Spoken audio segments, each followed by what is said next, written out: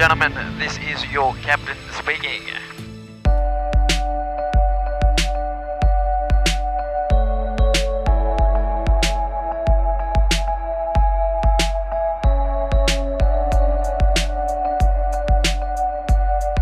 On commence cette journée au milieu des rizières, et pas n'importe lesquelles, ce sont l'une des plus importantes du Bud.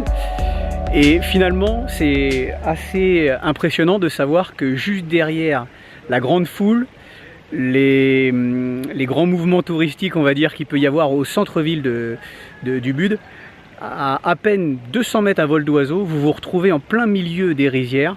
C'est tout simplement magnifique. Il y a des petites perles au niveau des restaurants, au niveau des hôtels que vous pouvez trouver. C'est accessible uniquement en deux roues, pas toujours évident donc. Et ben vous vous retrouvez après dans des endroits paradisiaques comme celui-ci. Alors des rizières, pour les amoureux de ça, il y en a à perte de vue. Elles sont toutes plus belles les unes que les autres. C'est un incontournable à faire à Ubud, évidemment, le vélo dans la ville, dans les rizières.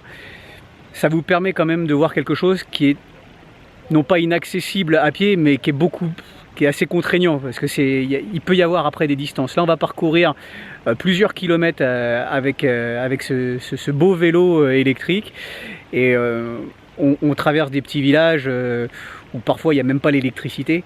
Donc c'est vraiment un petit bijou, ce vélo écotourisme. Je vous conseille vivement de le faire si vous avez la chance de venir sur la ville du Bud.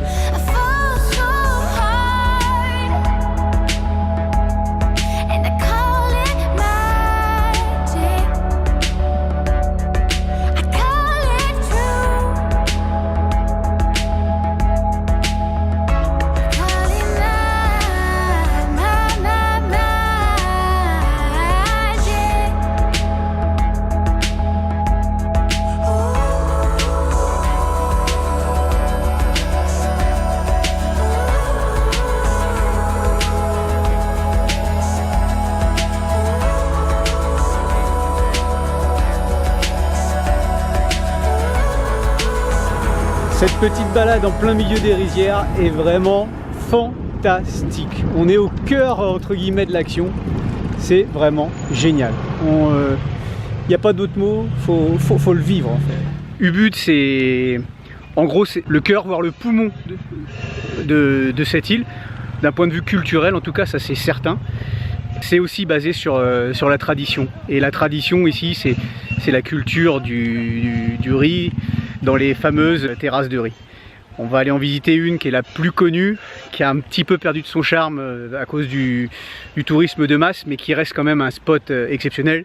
Au-delà de ces terrasses de riz, vous avez des champs de riz qui sont également en terrasse, mais moins accentués, comme ici, qui sont magnifiques. Voilà, on est en harmonie une nouvelle fois avec la nature.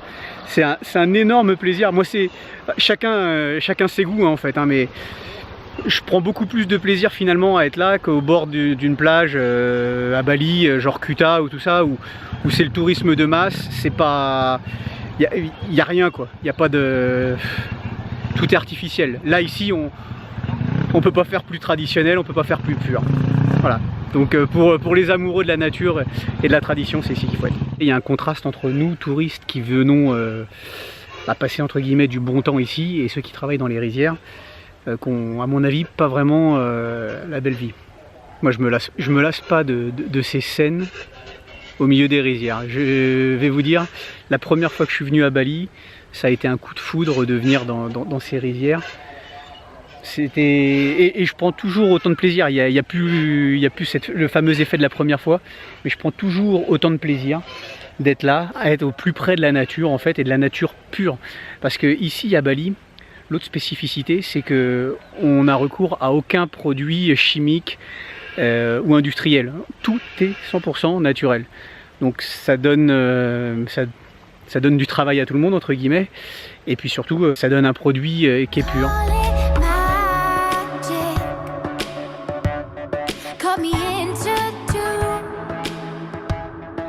Les fameuses terrasses de Tegalalang, on se lasse pas de les regarder.